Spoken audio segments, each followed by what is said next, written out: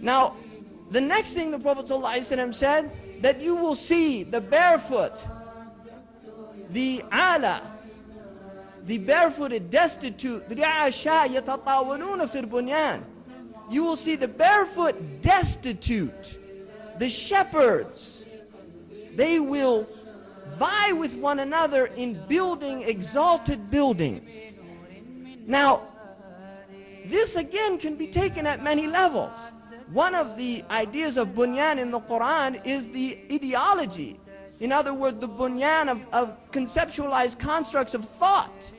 And these people vie in one another in trying to create better ways of ruling their societies and things like this. They have theorists who write whole books on what civilization should be and how people, what rules they should adhere to without any looking at the book of Allah subhanahu wa ta'ala or even their own traditions.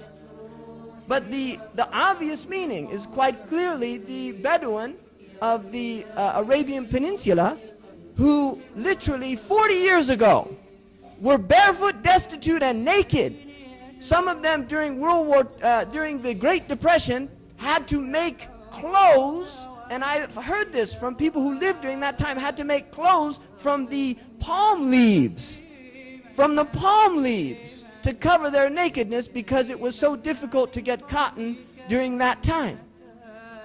These people, and the Bedouin, traditionally you would see the people were almost half naked out there because they had so little. And you will see them vying in building large buildings. Within our own lifetime we've seen that. And I was in Dubai going in a taxi, and I saw an old building and a larger building next to it, and on the old building there was new construction going on. And I said to the man, what are they doing there? And he said, Sheikh so-and-so built the old one, and that was the biggest building in the whole area. And then another sheikh came, and he wanted to outdo him.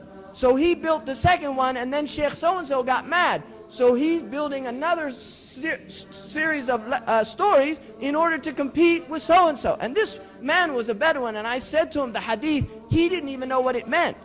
And I told him, do you know this hadith? And then I explained him the meaning, and he just said, Subhanallah. Subhanallah. Because he knew that he saw the ayah, but he didn't have the source to take it back to. So I was witnessing something the Sahaba believed in with Iman, and I was seeing it with my own eyes. A sign that the Prophet ﷺ would happen towards the end of time, which is extraordinary. Now another thing, يَتَطَاوَلُونَ فِي الْبُنْيَانِ means, according to Raghib al-Isbahani, also to build by degrees and then break down and rebuild again. Now this is something unique to the 20th century. You will see whole buildings destroyed and flattened in order to build a new, bigger and larger building. So it can also have that meaning, which is happening all over in these cities, where they build a perfectly good building just to build. And it's israf, it's hadam, it's israf, it's absolute profligacy. And yet it happens, and we're witnessing it in our own time. So the Prophet ﷺ gave us these signs.